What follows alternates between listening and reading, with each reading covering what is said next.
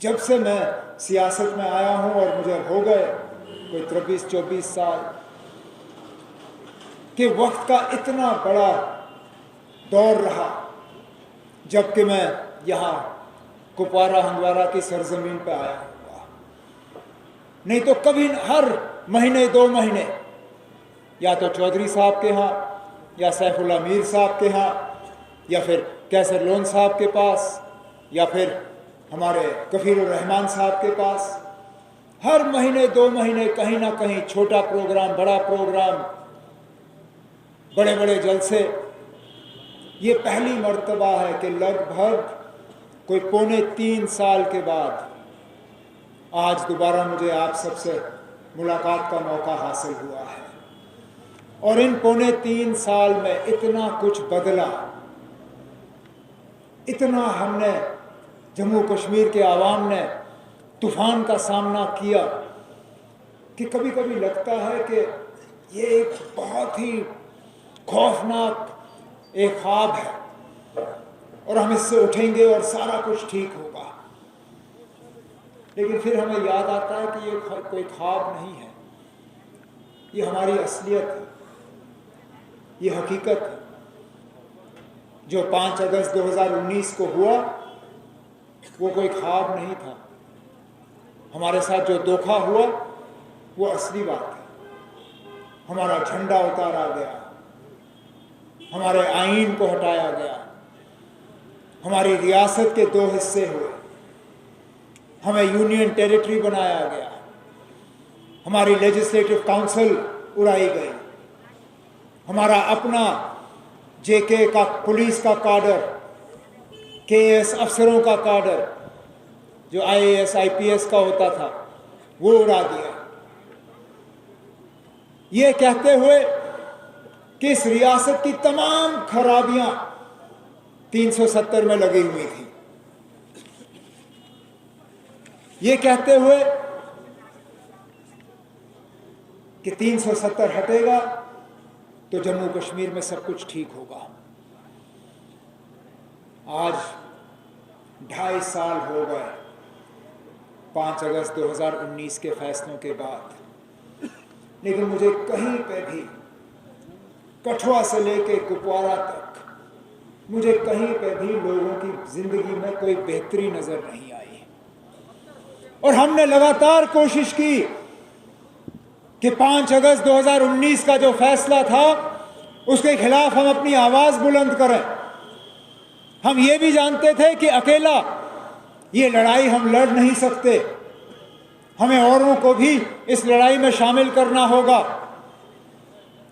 हमने जनाब फारूक अब्दुल्ला साहब से गुजारिश की कि वो एक ऐसा स्टेज कायम करें जिसमें तमाम पार्टियां एक साथ आएं और हम उन 5 अगस्त 2019 की साजिशों के खिलाफ जो है लड़ाई लड़ें। हमने उन पार्टियों को साथ लाया जिनके साथ कभी भी काम करने पे हमने सोचा नहीं होगा, जिनके खिलाफ हमने इलेक्शन पे इलेक्शन लड़े, जिनके खिलाफ हमने कामयाबी भी हासिल की और जिनके खिलाफ हमने नुकसान भी हासिल किया। हमने एक ही स्टेज पे पीडीपी के साथ, पीसी के साथ, अवामी नेशनल कॉन्फ्रेंस के साथ, वो उस वक्त शाह फैसल का जो नया पार्टी उनके साथ, पीएनएमएल या क्या था नाम उनका, सीपीआई, सीपीएम, हमने सबको एक साथ रखा। कहा कि बड़े मंजिल तक पहुंचने के लिए हमें अपने छोटी मोटी लड़ाइयां जो हैं उनको अब बंद करना होगा, हमें एक साथ मिलकर लड़ना होगा, तब जाके शायद हम अपने मंजिल तक पहुंच पाएंगे। ये फैसला आसान नहीं था, लेकिन हम जानते थे कि वो मंजिल सही है, वो मकसद सही था और उस मकसद तक पहुंचने के लिए ये जरूरी कदम। बीच में मरकज को लगा, क्योंकि वो इस फैसले से खुश नहीं थे, उनको पीएजीडी बिल्कुल पसंद नहीं था। वो चाहते थे ना किसी तरह ये पीएजीडी जो है ये मर मिट जाए। उन्होंने यहाँ ब्लॉक और डिस्ट्रिक्ट के इलेक्शन कराए, ये सोचते हुए कि अब ये नहीं कर पाएंगे काम, ये पार्टियां एक साथ जो है ये इलेक्शन लड़ नहीं पाएंगे, ये तितर बितर हो जाएंगे और ये पीएजीडी खत्म हो जाएगा। हमने सीट शेयरिंग में जितनी कुर्बानी नेशनल कॉन्फ्रेंस से मांगी गई थी, इस पीएजीडी को जिंदा रखने के लिए हमने वो कुर्बानी दी, ये जानते हुए कि अगर हमने अलायंस के बाहर इलेक्शन लड़ा होता, शायद कश्मीर के 10 जो जिले हैं, डिस्ट्रिक्ट, वहां पे चेयरमैन नेशनल कॉन्फ्रेंस का होता, ये जानते हुए। और ये सिर्फ मैं नहीं कह रहा हूं, पिछले दिनों जब दिल्ली में वजीर आजम की मीटिंग रही जिसमें तमाम जम्मू कश्मीर के पार्टियों को बुलाया गया, उसमें एक जिम्मेदार शख्स ने मुझे यही कहा कि नेशनल कॉन्फ्रेंस की डीडीसी इलेक्शनों में बहुत अच्छा रोल रहा, हम एक्सपेक्ट नहीं कर रहे थे कि आपने इन इलाकों से वोट लिए जहां हम सोच भी नहीं सकते थे कि आपको वोट मिलेंगे, लेकिन साथ में ये भी कहा कि आपने अगर अकेले इलेक्शन लड़ा होता तो इससे ज्यादा बेहतर आपकी परफॉर्मेंस रही होती।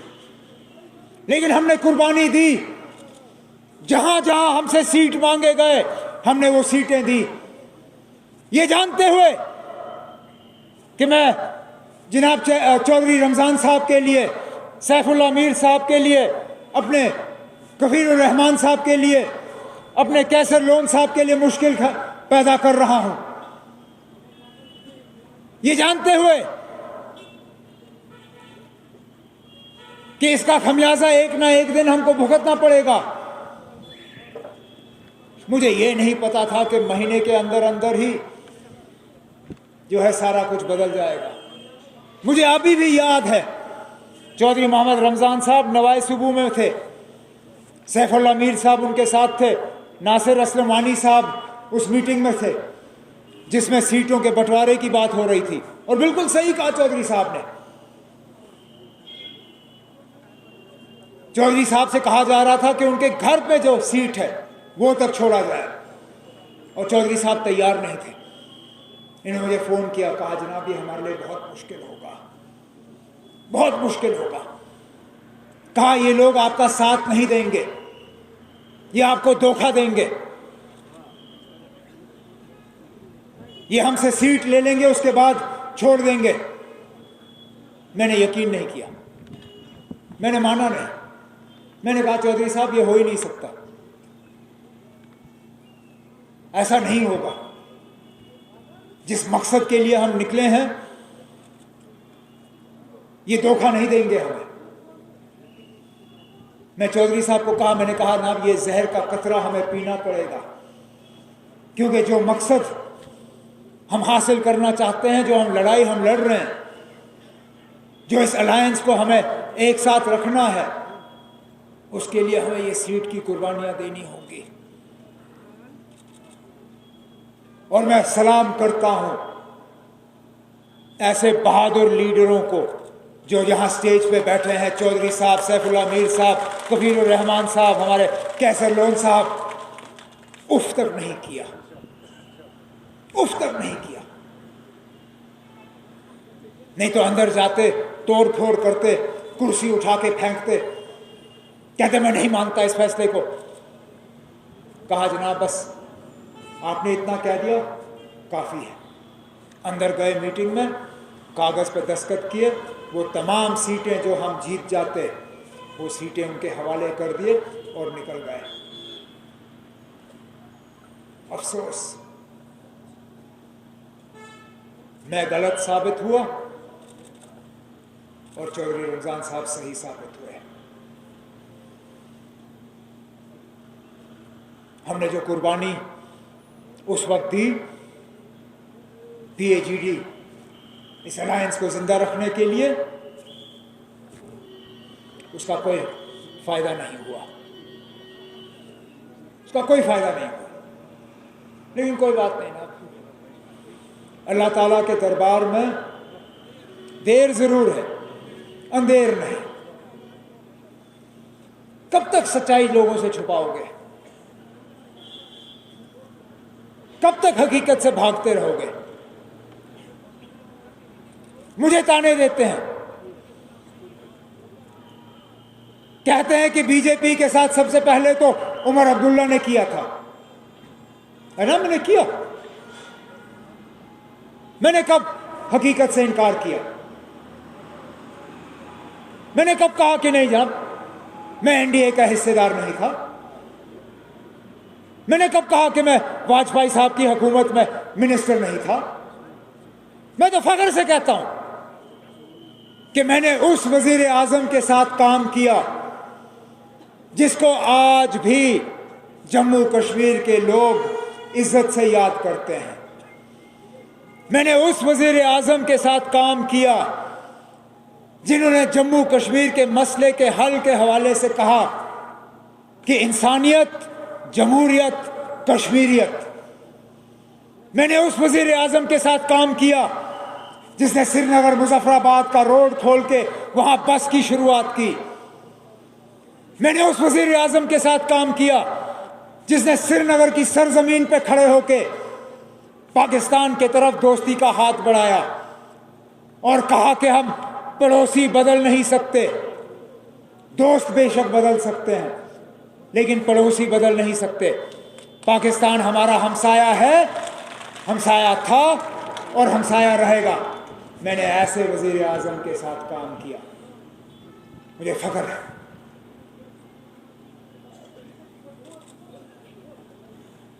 मैं ठाठ से कहता हूं हाँ मैंने किया। क्या आप ये कह सकते हो? जिस बीजेपी के साथ आज छुपन छुपे रिश्ते बनाए जा रहे हैं, क्या उस बीजेपी के बारे में यह कहा जा सकता है कि उन्होंने जम्मू कश्मीर के मसले के हवाले से इंसानियत की बात की हो? कहां थी वो इंसानियत जब हैदरपुरा में लोग मारे गए और यहां हंदवारा लाके उनको दफन किया गया? आज बदकिस्मती से जब हंदवारा का जिक्र होता है तो हंदवारा के साथ हैदरपुरा का जिक्र होता है।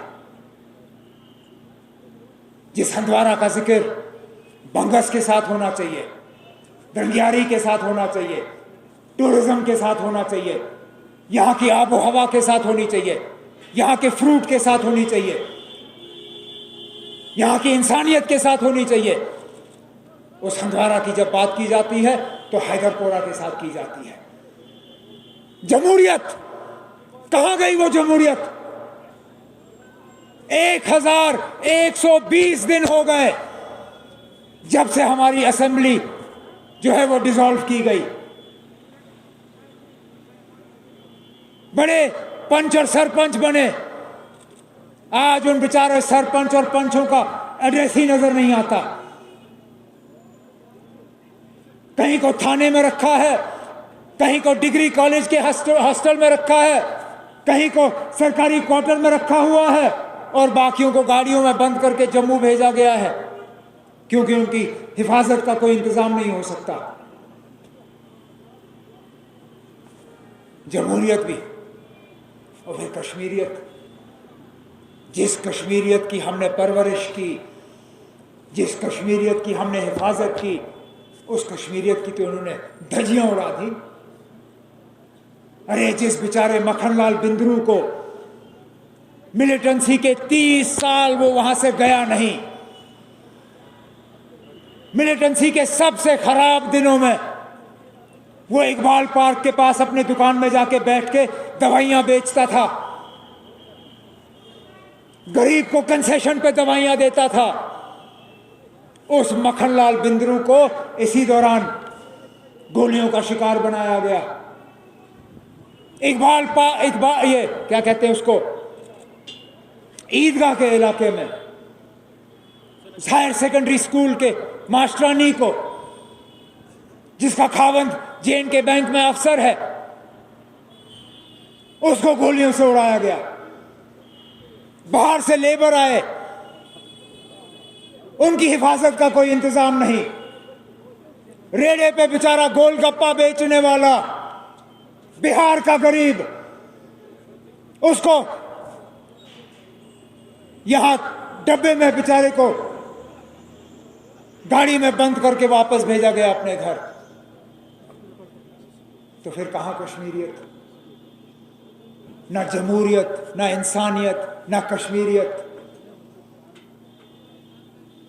जो बस वाजपेयी साहब ने हमें दी थी श्रीनगर से मुजफ्फराबाद जाने के लिए, वो बस कहीं नहीं। इनके यहां, कबीर साहब के यहां, उस पुल से पार किया जाता था, हाँ, टी12। आज उस पुल पे भी इसी तरह तारबंदी।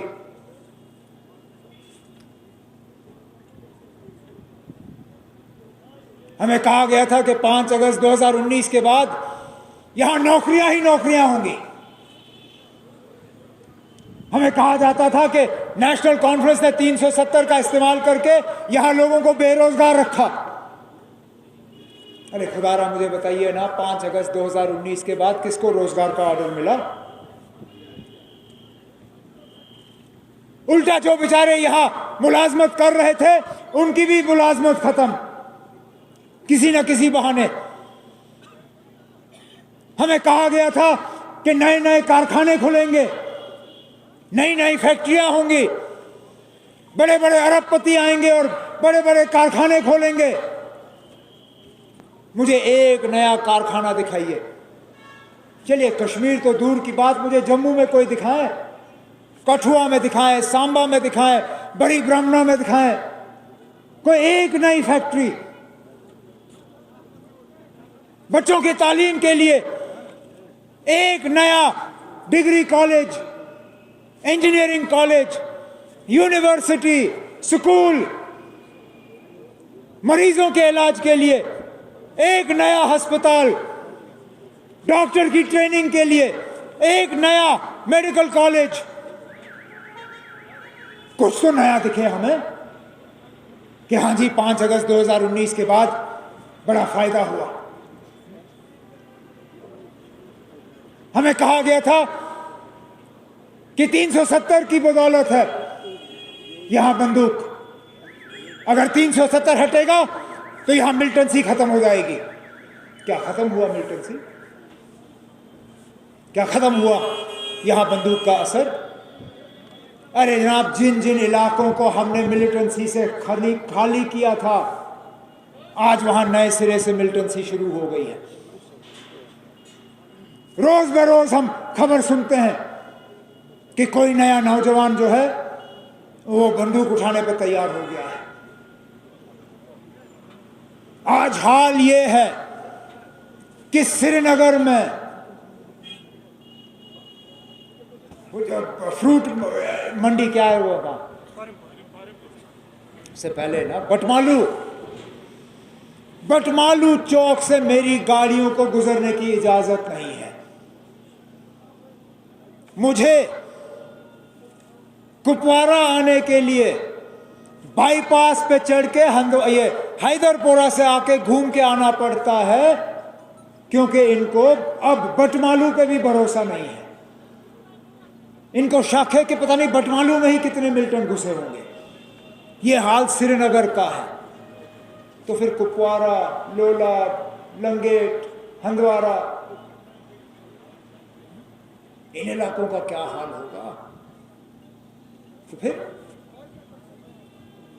ना मिलिटेंसी खत्म हुई, ना अलायदगी पसंद सोच खत्म हुई, ना हमारे रोजगार के ऑर्डर आए, ना फैक्ट्रियां आई, ना टूरिज्म का कुछ बना। हमने बंगस के लिए टूरिज्म डेवलपमेंट अथॉरिटी कायम की, जैसे छोड़ा वैसे रहा। 2019 के बाद बना कोई नया होटल वहां, कोई गेस्ट हाउस, कुछ भी जो ये हमें दिखाए और कहें कि ना तूफान हुआ, बड़ा फायदा हुआ। 5 अगस्त 2019 ने हमें हमारी जिंदगी बेहतर की। कुछ नहीं। तभी जाके लोग मायूस हैं। लेकिन इस मायूसी में भी लोगों को मैं कहता हूं कि हौसला मत हारिए। इंशाअल्लाह इंशाअल्लाह जब तक जम्मू कश्मीर की सरजमीन पे ये हल वाला झंडा लहराएगा, तब तक हम लड़ते रहेंगे अपने हकूक के लिए, अपनी इज्जत और वकार के लिए, अपने बच्चों के मुस्तकबिल के लिए। ये लड़ाई आसान नहीं है। ये लड़ाई छोटी लड़ाई नहीं होगी। इस लड़ाई में वक्तन फवक्तन हमें अकेले ही निकलना होगा, लेकिन ये लड़ाई लड़ना हम बंद नहीं करेंगे। और इसलिए इन हालात में नेशनल कॉन्फ्रेंस की मजबूती और ज्यादा मायने रखती है। क्या पता आगे हमसे और कौन सी कुर्बानी मांगी जाएगी, लेकिन हमें वो देने के लिए तैयार रहना होगा। जरूर हमें देने के लिए तैयार रहना होगा, तभी जाके हम अपने जम्मू कश्मीर को इस दलदल से निकाल पाएंगे, अपने झंडे को दोबारा बुलंद करेंगे, अपने खोए हुए कानून जो है उनको वापस ला पाएंगे, अपनी ज़मीनों के हम खुद के मालिक बनेंगे, हमारी नौकरियां हमारे लिए होंगे, हमारे बच्चों के स्कॉलरशिप हमारे बच्चों के लिए होंगे। आज का ये प्रोग्राम इलेक्शन के प्रोग्राम नहीं है। किसी को अगर ये गलतफहमी है कि हम कोई इलेक्शन की तैयारी कर रहे हैं, कोई इलेक्शन की तैयारी नहीं हो रही है। मैं यहां वोट मांगने नहीं आया हूं, मैं यहां उम्मीदवार का ऐलान करने नहीं आया हूं, मैं यहां पे मंशूर की बात करने नहीं आया हूं। मैं सिर्फ और सिर्फ जमात की मजबूती के लिए आया हूं यहां पे। और आप सब वर्कर हजरात का शुक्रिया करने के लिए कि इस मुश्किल दौर में भी आपने इस झंडे को नुकसान होने नहीं दिया। अल्लाह ताला हमें तौफीक दे कि हम इस रियासत को इस दलदल से निकाल पाएं और इस रियासत को दोबारा उस मुकाम पे हम पहुंचाएं जिस मुकाम का हम सब जो है ख्वाब देखते हैं और जो मुकाम हम अपने बच्चों के लिए हासिल करना चाहते हैं। मैं आज के प्रोग्राम पे स्टेज पे बैठे अपने तमाम साथियों को मुबारकबाद और शुक्रिया करना चाहता हूं, इस उम्मीद के साथ कि इसके बाद एक एक असेंबली हल्के पे आके इसी तरह हम प्रोग्राम रखने का सिलसिला जो है जारी रखेंगे। अल्लाह ताला आपको अपनी हिफाजत में रखे, आपके घरों को आबाद रखे। बहुत बहुत शुक्रिया।